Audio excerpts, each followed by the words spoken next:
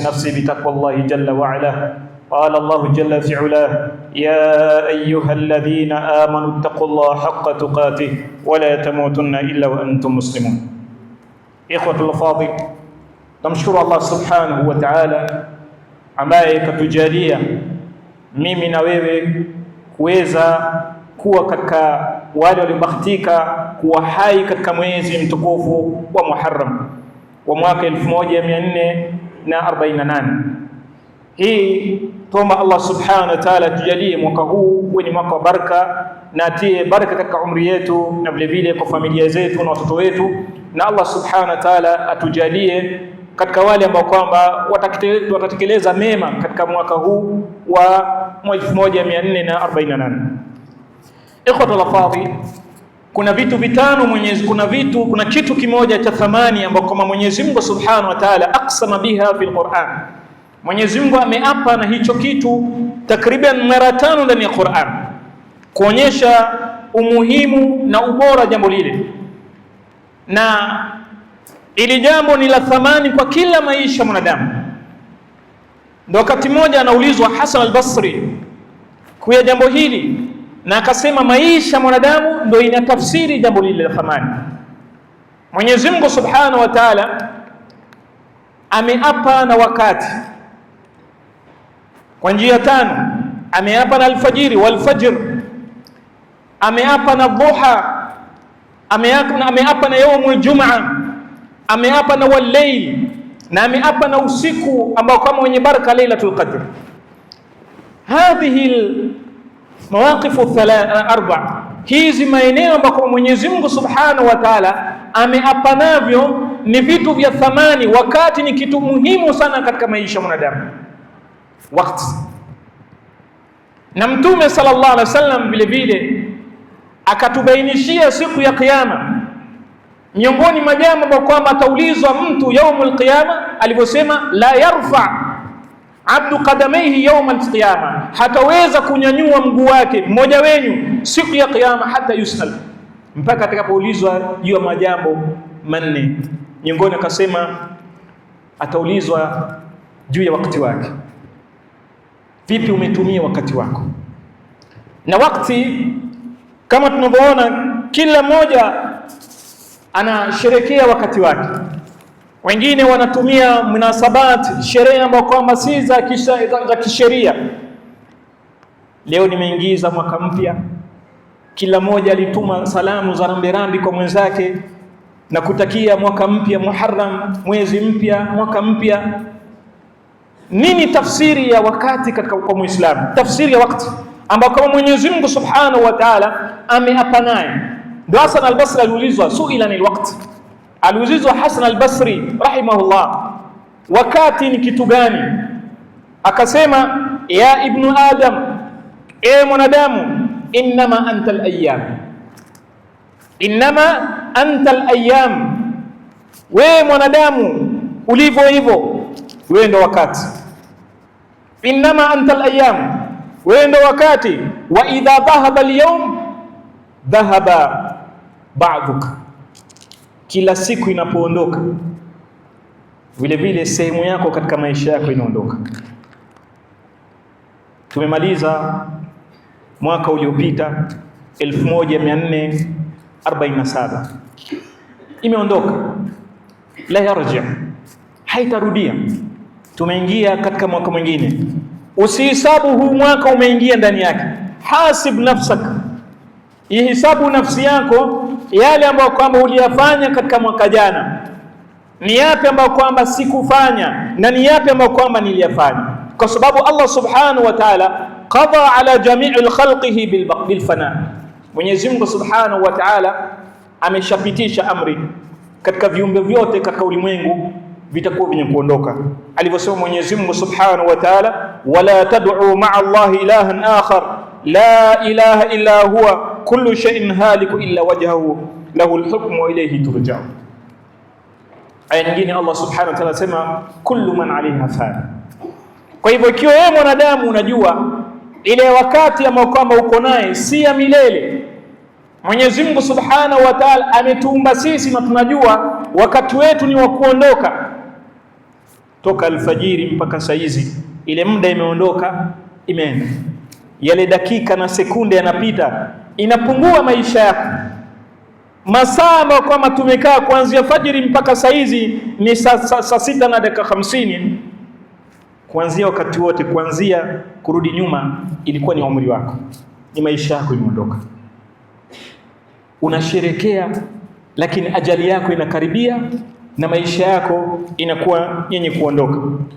Kwa hivyo, na sifa ya mwanadamu ni sifa ya kutaka ni kughafilika na kuhisabu kuwa ni mtu wa kuishi milele katika hii dunia, na ni mtu wa kupenda vitu vya kudumu, vya kukaa, vya kuishi, hataki ipungue. Yeye anafurahia maisha. Miaka, una miaka mingapi kijana? Alhamdulillah, saizi mimi ni shab barobaro, ni miaka 20. Huyo atakwambia alhamdulillah, Allah amenipa umri, saizi mimi nimegonga 50. Unafikiri mimi ni mtoto? Mimi na miaka 50. Mwingine atakwambia mashaallah, fulani Allah amempatia umri, ana miaka 80, mwingine 100 na zaidi. Kila mtu anajifakhirisha na ile miaka ambayo kwamba ako nayo, kwa sababu ya kupenda ile kudumu kwa kitu.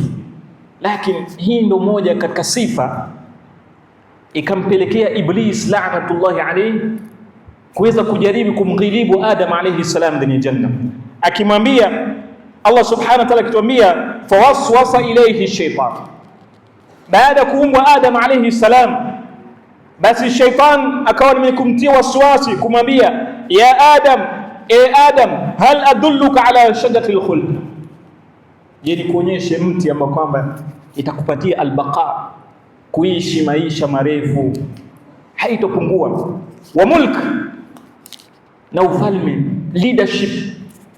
Unataka maisha, unataka kumiliki vitu vyote vizuri katika ulimwengu. Hii ndio sifa ya mwanadamu, lakini anasahau kuwa la yabqa ala al-ard, hakuna yule atabakia katika mgongo wa ardhi. Kila mmoja ataondoka, wakati wako ikifika utakuwa ni mwenye kuondoka. Ayuha almuslimun, la yuqasu umru al-insan bisanawati allati ashaha, maisha ya mwanadamu haisabiwi kwa idadi ya masiku na miezi na miaka umekaa. La yuhasabu al-insan, maisha yako haitahesabiwa kwa miaka, una miaka 20, una miaka 80 ama 50 au 100. Wa inma yuqasu, isipokuwa maisha yako inahesabiwa kwa yale mazuri ambayo kwamba utafanya ndani yake. Lidhalika qala Ibn Qayyim rahimahullah, anasema Ibn Qayyim, yanbaghi lilinsan, inampasa mwanadamu an ya'rifa sharafu zamanihi, mwanadamu inabidi aweze kutambua ubora na umuhimu wa wakati wake, ubora na umuhimu ya wakati wake.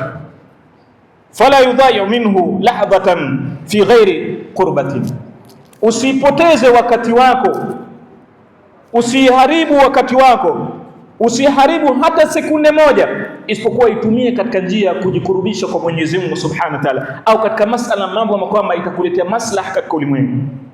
Kwa sababu the value of time yako inakuomesha, inahesabiwa kwa njia mitatu: ima shakhsia, wakati wako wewe mwenyewe binafsi, siha yako, kula kwako, kuvaa kwako, kustarehe kwako na mengineyo. Vile vile naangalia iktisadia, kiuchumi, wewe kufanye kazi, uwe na maisha mazuri, umiliki nyumba. Hii yote ni katika maisha mwanadamu. Lakini ya tatu ni imani.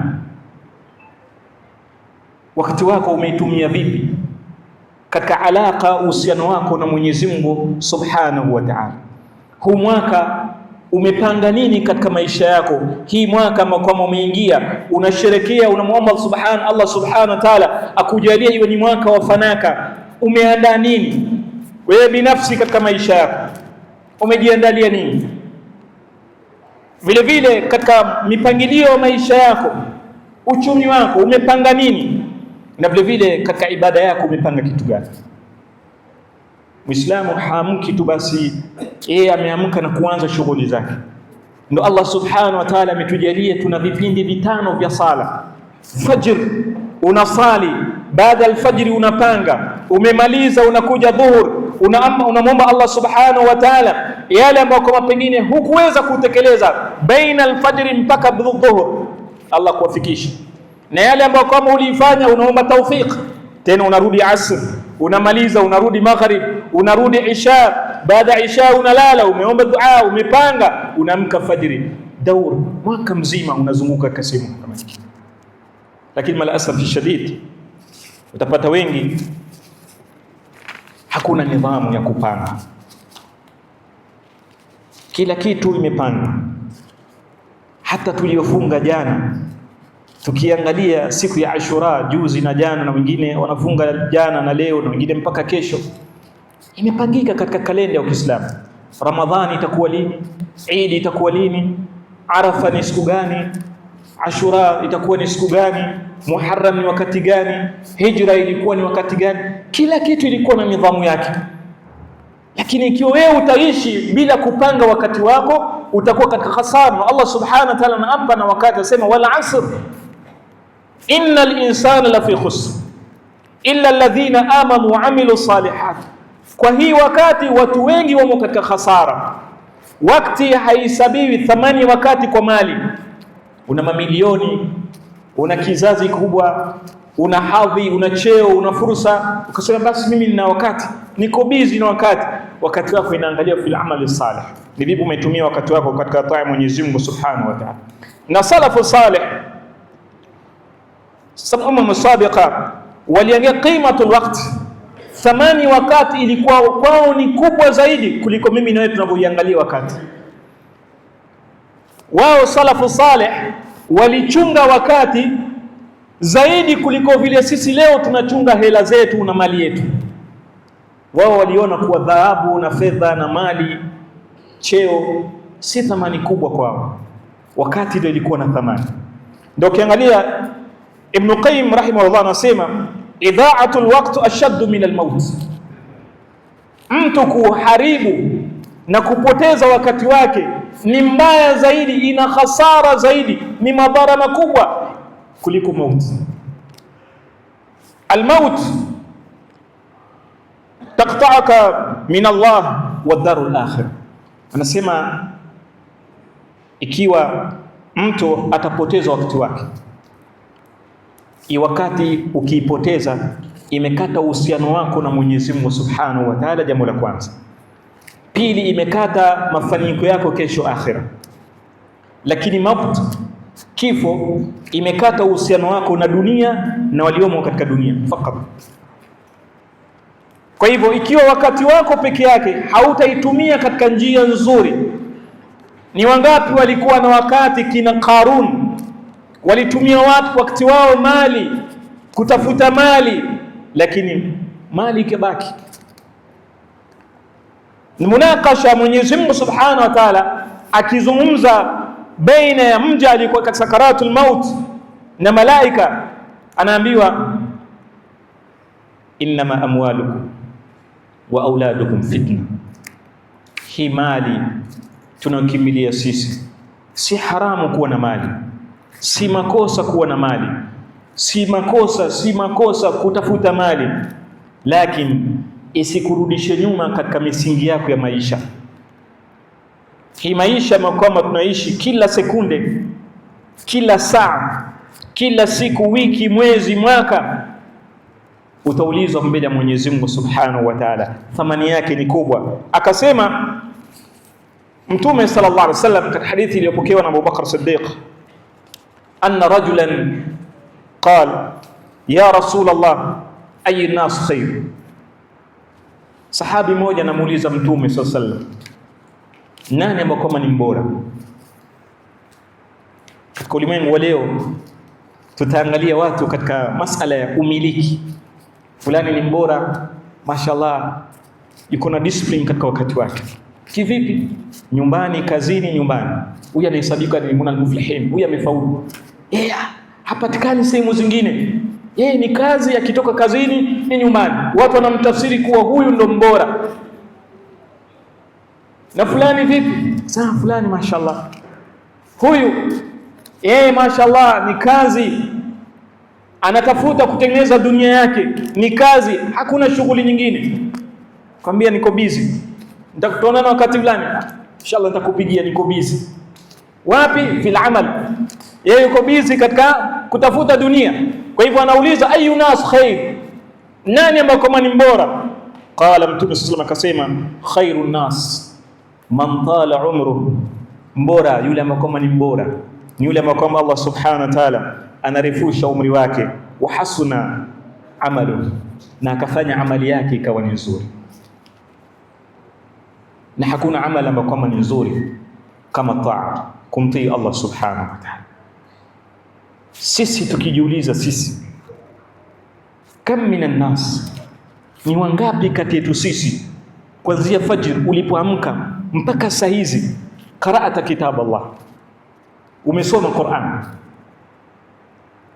kuanzia alfajiri mpaka saa hizi, ama kwamba si kusoma, ama kwamba haina maslaha, haina faida kwa wewe. Kullu harfin, kila herufi ambayo kwamba uko naye unapata thawabu kwa Mwenyezi Mungu Subhanahu wa Ta'ala.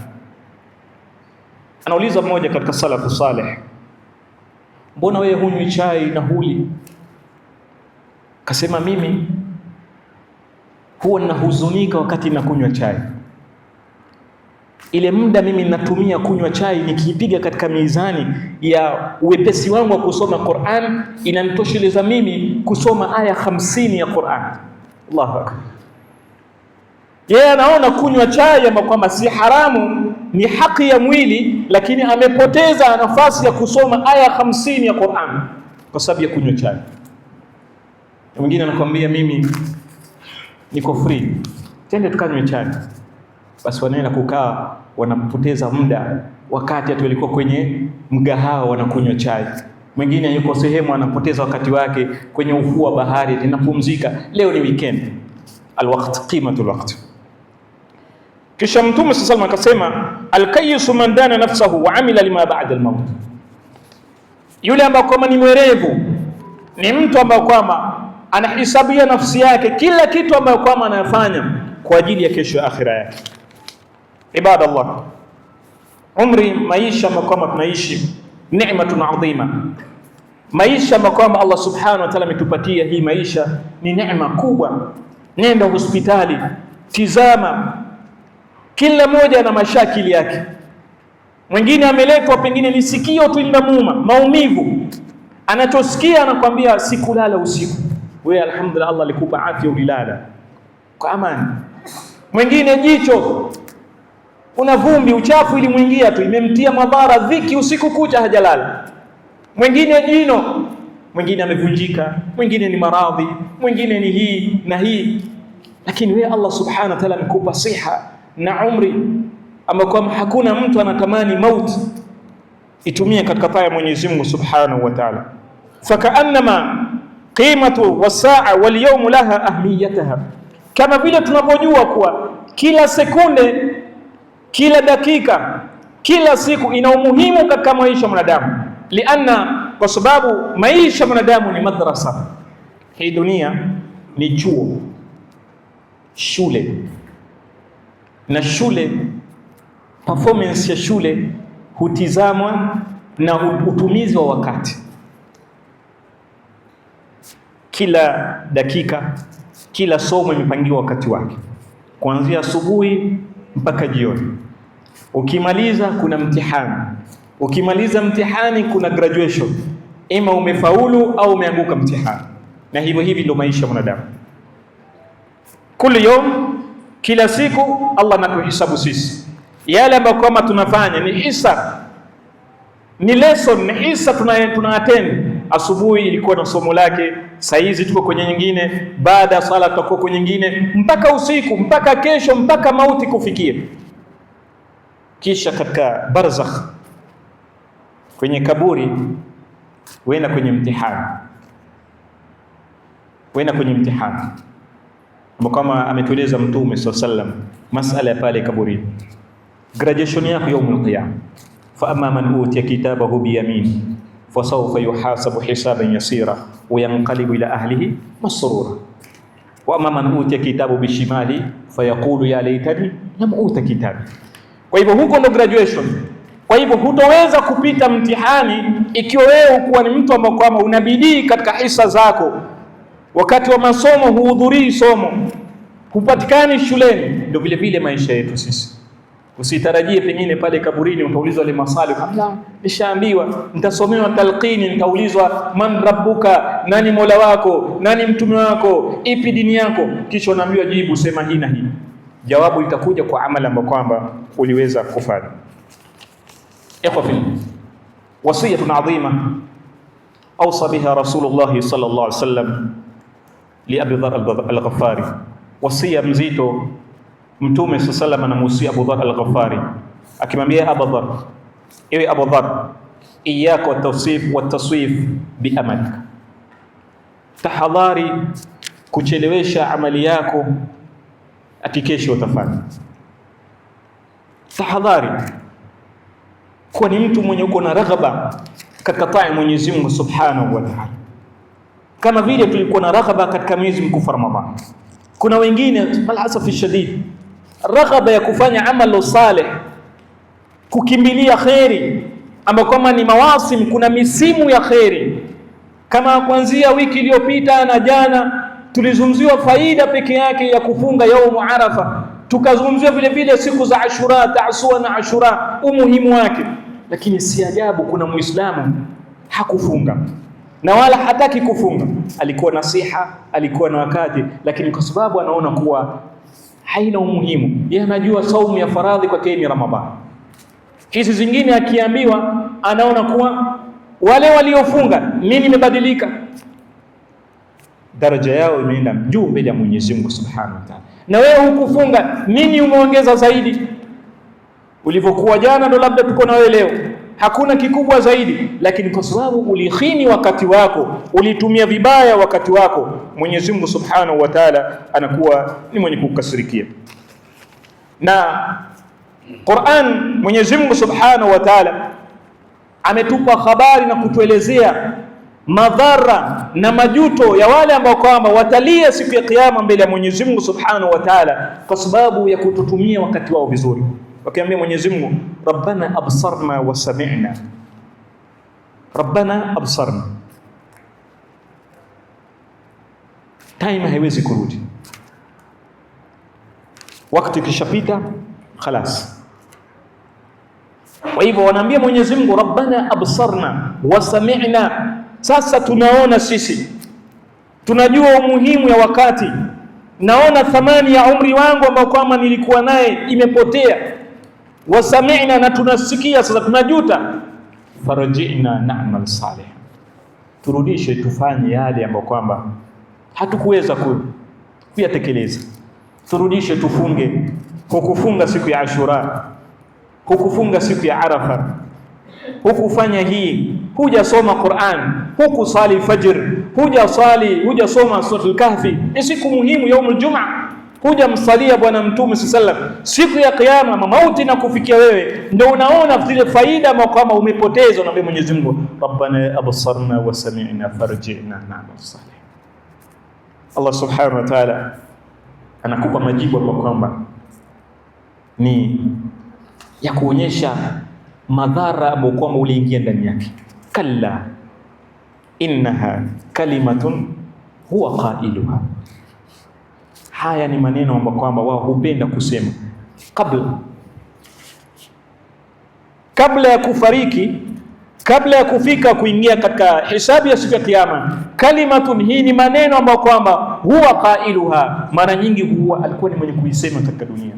Nitafanya, bado nina kesho, tafanya kesho. Ndio Hasan al-Basri akasema, ya ibnu Adam innama anta al-ayyam, mwanadamu wewe ndo siku, usihesabu kesho, wewe ndo siku. Idha dhahaba, ikiondoka yaum, siku inapoondoka, dhahaba ba'dhu, sehemu yako imeondoka jana. Kila mmoja wetu katika maisha yake imeondoka siku moja. Imefika saizi mchana, nusu ya siku imeondoka. Kila mmoja wetu nusu yake ya siku imeondoka na ajali yake imekaribia. Kwa hivyo wewe hisabu yale ambayo kwamba umeshayafanya Je, yatakuletea faida mbele ya Mwenyezi Mungu Subhanahu wa Ta'ala au yatakuletea hasara? Ndio Ali ibn Abi Talib akasema, akhafu ma akhafu alaykum ittiba'ul hawa, nachelea naogopea kikubwa kwa umma ni watu kufuata hawa za nafsi, matamanio ya nafsi, na vile vile mtu kustarehe katika dunia, tulul amal, tamaa. Kila mmoja anataka mali, alhamdulillah, kila mmoja anataka falah, kufaulu, kila mmoja anapanga biashara, kila mmoja anapanga, kila mmoja anachunga hasara, lakini umri wako hauchungi. Kila mtu anahesabu amali yake. Biashara yangu alhamdulillah, Allahu akbar, subhanallah, nimepata hasara kwa kufanya hii imesababishwa hasara hii na kitu fulani, nilinunua bidhaa kiasi fulani, imeharibika, imekuwa hii. Anajuta yeye kwa sababu amepata hasara. Lakini vipi umehesabu hasara ya umri wako? Miaka jana imeisha, ni hasara gani wewe unajutia umepata? Hii ni leo tumefika ni siku ya 10, ni hasara ngapi wewe umepata kuanzia Muharram tarehe 1 mpaka leo? Kisha kasema Mtume sallallahu alaihi wasallam malizia, la yuraddu alqadar illa bidua wala yazidu fil umr illa albir. Anatuambia bwana Mtume sallallahu alaihi wasallam, kila mmoja wetu anatamani maisha marefu. Hata tunapeana kuna salamu za kuombeana, Allah kujalie umri mrefu. Kila mmoja anamwambia mwenzake, anamtakia umri mrefu. Lakini tunajua kila mtu ataishi kwa ile muda ambao Mwenyezi Mungu Subhanahu wa Ta'ala amemkadiria. Hii ni aqida ya Muislamu. Lakini Mtume sallallahu alayhi wasallam anatuambia, wala yazidu fil umr, haizidishi kitu chochote, haizidishi umri ya mwanadamu illa albir, isipokuwa wema. Yani ukifanya wema umri wako inazidi, na sio kuzidi. Waliposema ulama wanasema sio kuzidi, labda ulikuwa utaishi miaka 50 uongezewe miaka 30 zingine uishi 80. Akasema aziyada, hii kuzidishwa katika umri, albarakatu fil waqt, ni Mwenyezi Mungu kutia baraka katika wakati wako. Kuna vitu wewe unaweza kufanya kwa mwaka mmoja, kuna mtu ameifanya kwa miaka 10, ilimchukua miaka 10 kutekeleza. Kuna kitu waweza kufanya kwa siku, Allah ametia baraka katika umri wako, wewe unaifanya kwa masaa, mwingine kwa mwezi, mwingine kwa wiki. Hii ni baraka katika umri. Lakini kuna mwingine kwa sababu umekosa wema, na hii ni wazi, iko wazi. Kuna mtu amekuwa ni khain, dhalim, asi, na Allah Subhanahu wa Ta'ala amemjalia mali, lakini Mwenyezi Mungu anatoa baraka katika umri wake. Ana mali ya kuweza kufanya haji na kuweza kwenda umra kila mwaka, lakini haiwezi kwenda. Kwa sababu gani? Imetolewa ile baraka katika umri wake. Aqulu ma tasma'un wa astaghfirullah lakum innahu al-ghafurur rahim wa huwal barrul karim.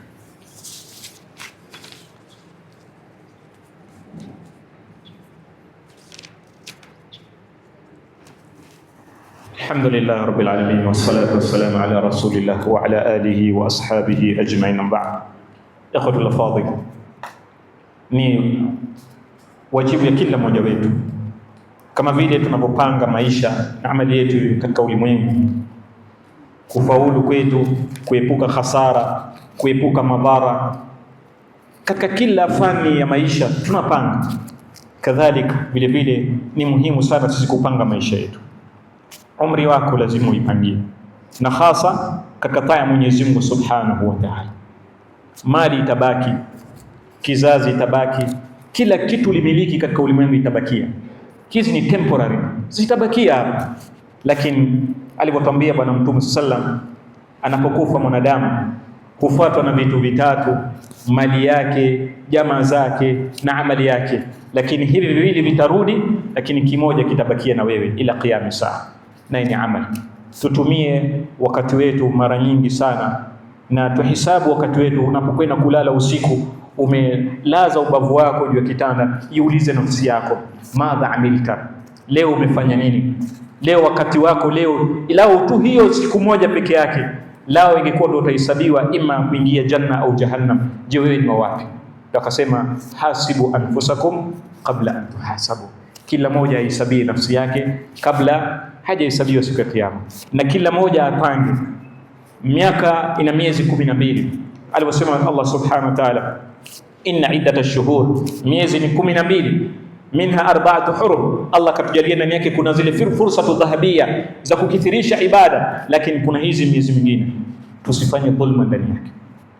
Licha ya kuwa mwanadamu ni mwenye udhaifu, kullu ibn adam khata, kila mwanadamu anakosea, lakini mtu anarudi kwa Mwenyezi Mungu Subhanahu wa Ta'ala. Na ukiweza mara nyingi kuwa ni mtu ambao kwamba unapanga timetable yako, yani umepanga nidhamu yako kwa siku, unafanya nini katika amali yako ya dunia, na vile vile unafanya nini katika amali yako ya akhira. Sangapi utasoma Qur'an, sangapi utaleta adhkar, sangapi utakula, sangapi utaoga, sangapi utaenda kazi. Kila kitu wewe unapanga, usilalie sehemu moja ikawa wewe umekimbilia tu dunia peke yake. Na vile vile wala tansau nasibaka min ad-dunya, usisahau vile vile harakati yake katika dunia, ukalalia tu upande moja ukaacha kuharakika katika ulimwengu. قال الله جل في علاه إن الله ملائكته يصلون على النبي يا أيها الذين آمنوا صلوا عليه وسلموا تسليما.